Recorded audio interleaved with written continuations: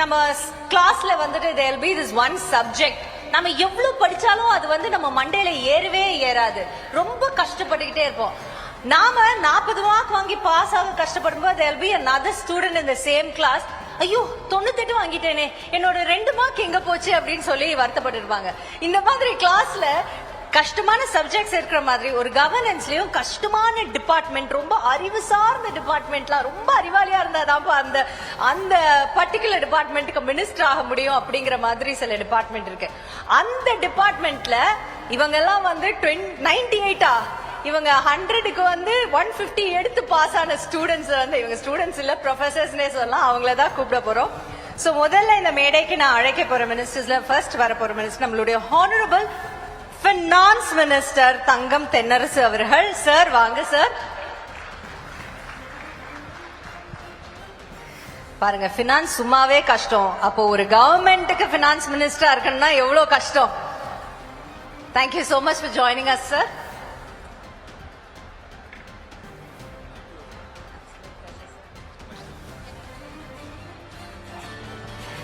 Thangam Thennarasu sir பத்தி ஒரு சின்ன விஷயம். அவர் ஒரு இன்ஜினியரிங் ஸ்டூடெண்ட், படிக்கும்போது ரொம்ப நல்ல பிள்ளையா இருந்தாரு அப்படின்னு கேள்விப்பட்டேன். கரெக்டா? ஆரம்பம் கரெக்டா சார்? இது ஆரம்பமே வில்லங்கமா இருக்கேன்னு நினைக்கிறேன் நான். என்ன சார் இப்படி சார்? நீங்க ரொம்ப சமத்தான, இருக்கிற இடம் தெரியாத மாதிரி ஒரு ஸ்டூடெண்ட் சொன்னாங்களே. Appearances are normally deceptive, I think. Thank you so much. அடுத்ததா Honorable Minister for Industry, Investment, Promotion and Commerce Thiru TRV ராஜா அவர்களை அழைக்கிறோம். A very tall ministry for a very tall man. Sir நீங்க எப்படிப்பட்ட student sir? Students இருக்காங்க, அதனால நீங்க college டைம்ல எப்படிப்பட்ட ஸ்டூடெண்ட்? சாச்சா அவர் ரொம்ப சமத்து. சார் ஆனா இவர் பேட்டி எல்லாம் பார்த்தா சமத்துக்கும் இவருக்கும் சம்பந்தமே இல்லாத மாதிரி இருக்கே சார். இங்க நிறைய ஆர்ட்ஸ் காலேஜ் பசங்களும் வந்திருக்காங்கன்னு கேள்விப்பட்டேன். வந்திருக்காங்களா இல்லையா? ஆர்ட்ஸ் காலேஜ் ஸ்டூடெண்ட்ஸ் இருக்கீங்களா? உங்க சீனியர் கேக்குறாரு பாருங்க. நான் லாயலா ஸ்டூடெண்ட், அங்கேயே நிறைய கோட் அடிச்சுதான் அதுக்கப்புறமா திருப்பி எனக்கு பிடிச்ச சப்ஜெக்ட படிச்சு, எனக்கு பிடிச்ச சைக்காலஜியை படிச்சு, அதுக்கப்புறமா நான் ஏஸ்டருக்கு படிச்சுதான் PhD வாங்கி தான் இங்க நிக்கிறேன். சொல்றேன், அங்க ஏதோ ஒரு பொண்ணு சைக்காலஜி ஸ்டூடெண்ட் இருக்கு சார். சைக்காலஜின்னு சொன்னே கதறிச்சு அந்த குழந்தை. தேங்க்யூ. ஓகே, நவ நம்மளுடைய அடுத்த honourable minister of information technology and digital services PTR Palanivel Thiagarajan sir அவர்களை மேடைக்கு அழைக்கிறோம். சோ ஒரு எஃபிஷியன்டான மினிஸ்ட்ரி ஸ்குவாட் வந்து நம்மளுடைய தமிழ்நாடு கவர்மெண்ட்டுக்கு இருக்கும். அதுக்கு ஒரு சிறந்த எடுத்துக்காட்டு இங்க இருக்காங்க இவங்க மூவருமே. சோ முதல்ல தங்கம் சார் உங்ககிட்ட இருந்து ஆரம்பிக்கலாமா? இந்த சீனியர் மோஸ்ட் அண்ட் உங்ககிட்ட இருந்து ஏகப்பட்ட ஸ்டூடெண்ட்ஸ் இருக்காங்க. ஸ்டூடெண்ட்ஸ் இதுல which one of you ஆகணும்? throw your first questions. Sir நான் அதுக்கு முன்னாடி உனக்கு சீரியஸ் क्वेश्चंस தான் கேட்கணுமா குழந்தைங்க, இல்ல என்ன வேணா கேட்கலாமா சார்? எது வேணாலும் as you like it. PTR sir உங்களோடது? Of course. Raja sir go ahead, please shoot. Please go ahead. So students அது ஒரு ஆர்டர் இருக்கு. முதல்ல யா உங்க பேர் சொல்லுங்கம்மா. Abhinaya. Very good Abhinaya. First introduction வேண்டாம் நினைக்கிறேன். நீங்க ஒவ்வொருத்தங்க கேள்வி கேட்கும்போது அப்படியே இன்ட்ரோடியூஸ் பண்ணிக்கலாம். ஓகே, நீங்க என்ன குரூப் எடுத்திருக்கீங்க? ஏன்னா இவங்களோட ஸ்பெஷாலிட்டி டிஃபரெண்ட் குரூப் எடுத்திருக்கீங்க, கரெக்டா? Computer Science Engineering with AI and ML specialization, Artificial Intelligence, from PSG College of Technology, Coimbatore. So என்னோட क्वेश्चन ஹானரபிள் ஃபினான்ஸ் மினிஸ்டருக்கு கேட்கணும்னு விரும்புறேன். சார், யுகத்துல வாழ்ந்துட்டு இருக்கோம், எல்லாமே டிஜிட்டலா மாறிட்டு இருக்கு. இந்த காலகட்டத்துல பெரிய பெரிய லைப்ரரிஸ், கீழடி, பொருணை, மியூசியம்ஸ், இதனுடைய போக்கஸும் அதிகமா இருக்கு. அதனுடைய தேவை என்னன்னு நினைக்கிறீங்க உங்க பார்வையில? ஆக்சுவலா இப்ப நம்ம ஒரு டிஜிட்டல் வேர்ல்டுல நம்ம வாழ்ந்துட்டு இருக்கிறோம்ன்றது உண்மை, அது யதார்த்தம் தான். ஆனா அதே சமயத்துல நம்ம ஒண்ணு புரிஞ்சுக்கிறதும் முக்கியம். அதாவது நமக்குன்னு இருக்கக்கூடிய பண்பாடுகள், நம்முடைய கலாச்சாரம், நம்முடைய தொன்மை, நம்ம மொழி சார்ந்து இருக்கக்கூடிய அந்த ஒரு பெருமை, இவற்றையெல்லாம் நம்ம தலைமுறையில நம்ம உணர்ந்திருப்போம். ஆனா அதை அடுத்த தலைமுறைக்கு கொண்டு போகக்கூடிய கடமை உங்களுக்கு இருக்கு, எனக்கு இருக்கு, குறிப்பா தமிழ்நாடு அரசுக்கு இருக்கு. அந்த கடமையை நாம் செய்ய தவறிவிடக்கூடாதுன்றக்காக தான் மிகப்பெரிய அளவுல வந்து நம்ம வந்து இன்னைக்கு மியூசியம்ஸா இருந்தாலும் சரி, அல்லது அண்ணா நூற்றாண்டு நூலகம், கலைஞர் நூற்றாண்டு நூலகம் போன்றிருக்கக்கூடிய லைப்ரரிஸாக இருந்தாலும் சரி இன்னைக்கு நம்ம உருவாக்குறோம். இன்னொரு பக்கம் பார்த்தீங்கன்னா நமக்கு அந்த டிஜிட்டல் டிவைட் இன்னும் இருக்கு. இப்போ கிராமப்புறங்களுக்கு போயிருக்கிறதுக்கும் நம்ம நகரப்புறங்களில் இருக்கிறவங்களுக்கும் அந்த வித்தியாசங்கள் இன்னும் இருக்கு. ஏஐ போன்றிருக்கக்கூடிய அந்த விஷயங்கள் இப்போ கிராமப்புறங்களையும் எல்லா இடத்துக்கும் போகணுன்றக்காக தான் இன்னைக்கு இருக்கக்கூடிய நிகழ்ச்சியை நம்ம அதை நோக்கி இருக்கக்கூடிய ஒரு நகர்வு. ஆனால் அதை நம்ம விட்டுற முடியாது. ஆனால் அதே சமயத்தில் நம்ம செய்ய வேண்டிய இந்த காரியங்கள் தலைமுறைக்கும் நம்ம எடுத்துக்கொண்டு போய் நிலைநிறுத்த வேண்டிய ஒரு கட்டாயம் நமக்கு இருக்கு. உதாரணத்துக்கு எடுத்துட்டீங்கன்னா இப்போ பொருணை மியூசியத்துக்கே நீங்கள் போய் பார்த்தீங்கன்னா அங்கே ஆர்டிஃபேக்ட்ஸ் எல்லாம் ஒன்லி டிஸ்பிளே மட்டும் இருக்காது. நீங்களே அங்கே போய் பார்த்தீங்கன்னா அதோட ஒன்றி இருக்கக்கூடிய அளவில் அதை நீங்கள் எக்ஸ்பீரியன்ஸ் பண்ணலாம். Because it is an experience அப்படின்ற வகையில் உங்களை என்கேஜ் பண்ணுற மாதிரி தான் இப்போ கொண்டு வந்திருக்கும். ஸோ இப்போ இருக்கக்கூடிய இந்த இன்ஃபர்மேஷன் டெக்னாலஜியில் இருக்கக்கூடிய நியூ டெக்னாலஜியை நம்ம யூஸ் பண்ணி உங்களை அந்த காலத்துக்கு எடுத்துகிட்டு போகக்கூடிய அளவிற்கு இன்றைக்கு ஒரு 7D எக்ஸ்பீரியன்ஸாக இருந்தாலும் கொடுக்கக்கூடிய வகையில் அது முன்னால் இருக்கக்கூடிய பழமையாக இருந்தாலும் பின்னாடி இருக்கக்கூடிய புதுமையாக இருந்தாலும் அது உருவாக்கப்படுகிறது. நீங்கள் சொல்கிறது மாதிரி இப்போ தேவையான நம்ம ஒரு கேள்வி கேட்குறோம், பழமையை வச்சு இப்போ என்ன செய்கிறோம்னு. நான் ரொம்ப சிம்பிளாக சொல்லணும்னு கேட்டிங்கனாக்கா, இப்போ நம்ம வீட்டில் தாத்தா பாட்டி இருக்காங்க, அவங்களுடைய புகைப்படங்கள் அவங்களோட நம்ம பார்க்கலாம், வீடியோஸ் பார்க்கலாம், அது நமக்கு ஒரு சந்தோஷத்தை கொடுக்கலாம். ஆனால் அதே தாத்தா பாட்டி வீட்டில் போய் அவங்க தாத்தா பாட்டி வீட்டில் அவங்கள பார்த்து அவங்க கூட இருந்து நம்ம அவங்க கையால் சாப்பிட்றோம் பார்த்தீங்களா, அந்த உணர்வு இருக்கு பாருங்க, அந்த எக்ஸ்பீரியன்ஸ் அது எப்போ இருந்தாலும் சம்திங் ஸ்பெஷல் இல்லையா? அதுதான் நான் சொல்ல வருது. நீங்கள் என்னதான் டிஜிட்டலாக போயிருந்தாலும் லைப்ரரியோ மியூசியம்ஸோ அதை நேராக போய் பார்த்து அது ஒரு எக்ஸ்பீரியன்ஸாக நீங்கள் வச்சுக்கும் போது it certainly maths a difference. Thank you sir, thank you so much. Next யார் கேட்க போறீங்க? Yes. I'm Sri Malini, currently pursuing my Masters in the Department of Ancient History and Archaeology, University of Madras. I would like to ask my question to Information and Technology Minister. Sir, ரீசெண்டா நியூஸ்ல AI develop ஆகிறதுனால automation வருது, அதனால நிறைய வேலை வாய்ப்புகள் போகுதுன்ற மாதிரி news வருது. அதனால நாங்க நிறைய வேலை வாய்ப்புகள் போகிறதையும் எங்க ஜெனரேஷன் நாங்க பார்த்துன்னு இருக்கோம். ஸ்டூடெண்ட் கம்யூனிட்டி இதை பார்த்து நாங்க நிறைய பயப்படுறோம். AI டெவலப் ஆகிறதுனால ஜாப் ஆப்பர்ச்சுனிட்டிஸ் போகுன்ற பயம் ஏற்படுது. இதனால உங்களோட கருத்து எங்க வேலை வாய்ப்பு கிடைக்கும் அப்படின்ற உங்களோட கருத்து என்னவா இருக்கும் சார்? இது ஆழ்ந்த கேள்வி. உறுதியா ஏஐனால வேலையோடைய தன்மை, உழைப்போடைய தன்மை மாறப்போகிறது.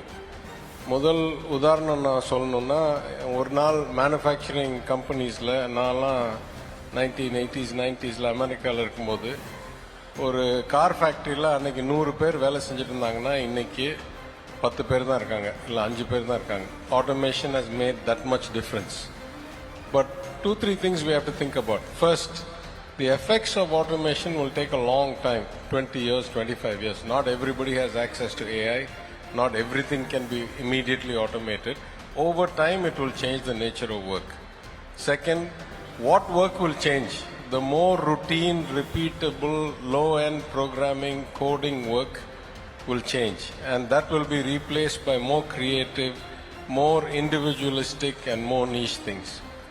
But there's so much upside of AI. Many of you may be students using AI for your answers and for other things. But I can give you a simple example. My friend Suresh Sambandam is here. We made an app, or he made an app for the DMK Manifesto Committee, AI app, to get all the inputs from the people. He was telling me that pre-AI, that would have taken 10 or 15 people 2 or 3 months to make.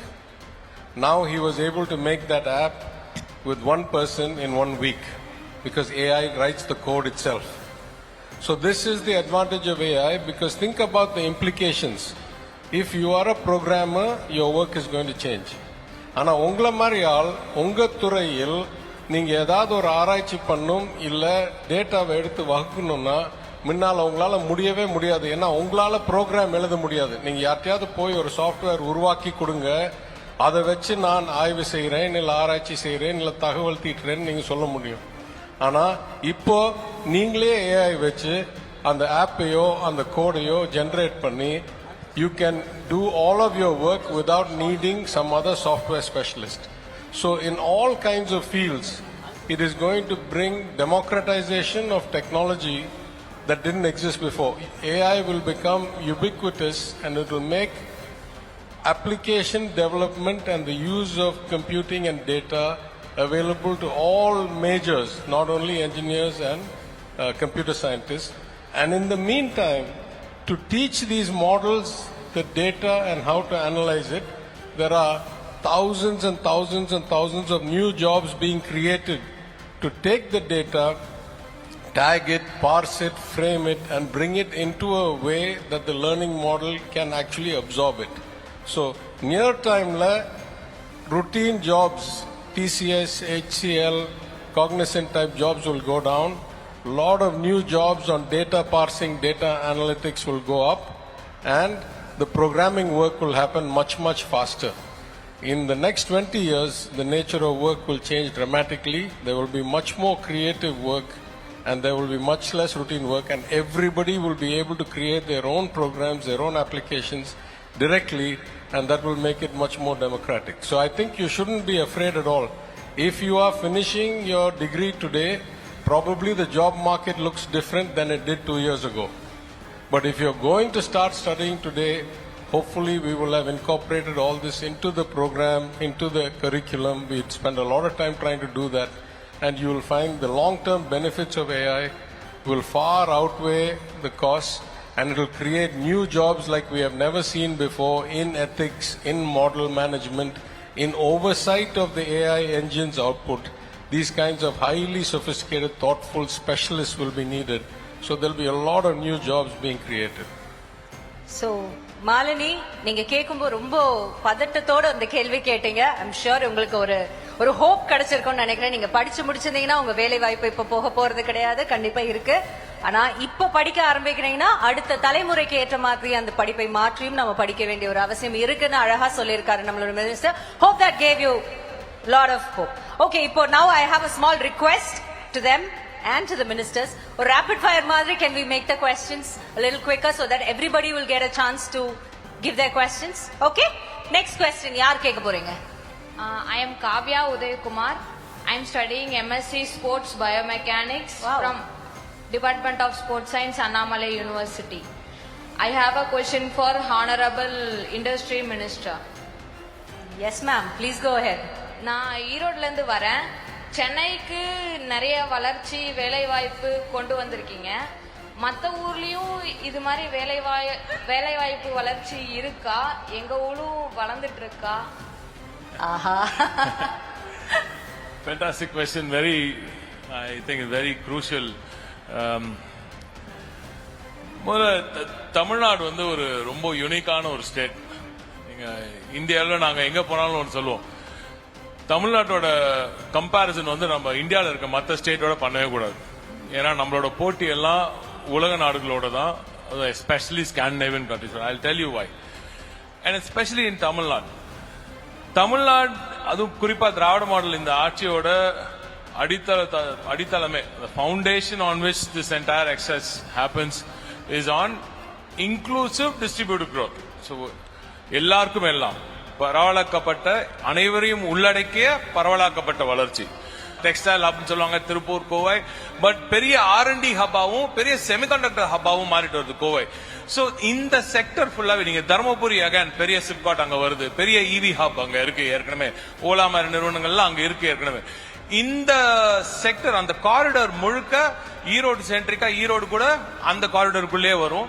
இதை தாண்டி tidal parks வந்து, tidal park உங்களுக்கு நல்லா தெரியும், தமிழ்நாட்டில் ஒரு பெரிய ID புரட்சி வந்ததுக்கு காரணம் முத்தமிழர் கலைஞர் அவர்கள் காலத்துல 2000ல நாம ஐடி பார்க் உருவாக்கினோம், டைடல் பார்க் அப்ப உருவாக்கினோம்.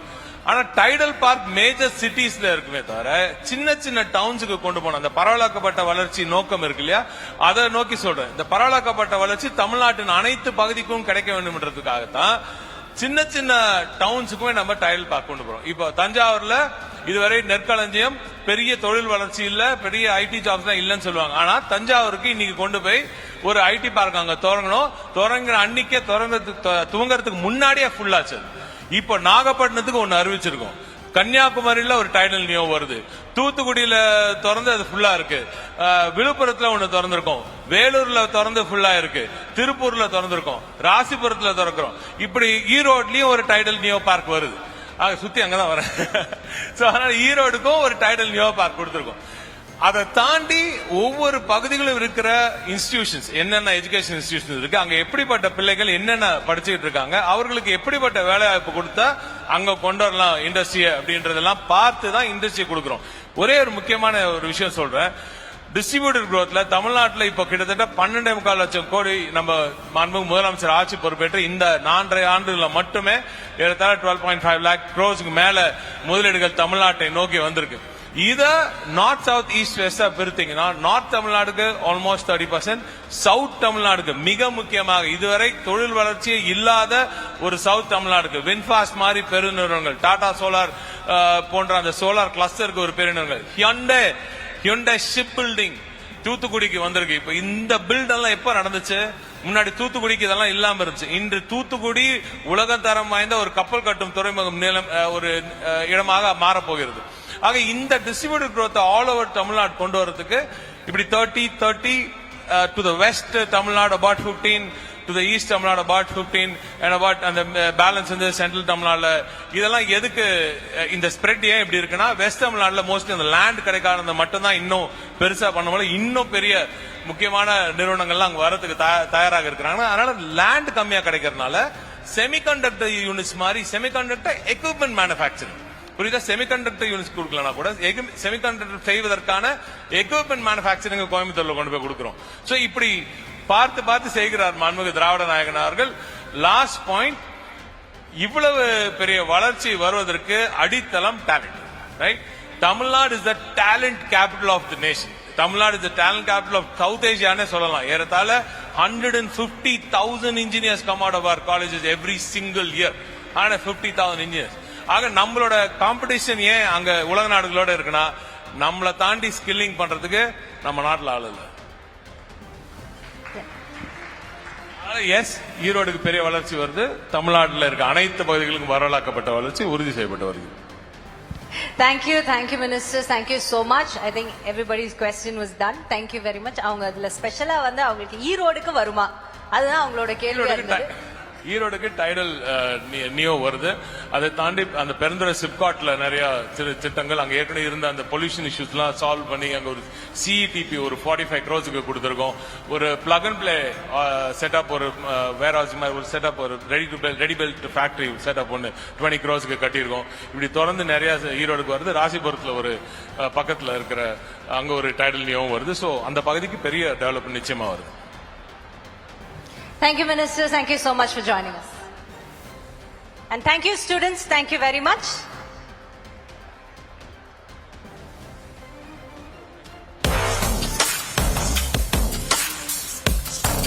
That was a very wonderful session.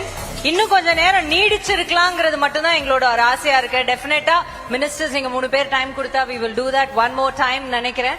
Because it's investing hope and faith and ஒரு நம்பிக்கை இந்த குழந்தைங்களுக்கு கொடுக்குது. அவங்க ஒவ்வொரு துறையில இருந்து ஒவ்வொரு கேள்வியை கேட்டாங்க. 3 பேர் 3 துறையை தொட்டு கேள்வி கேட்டாங்க.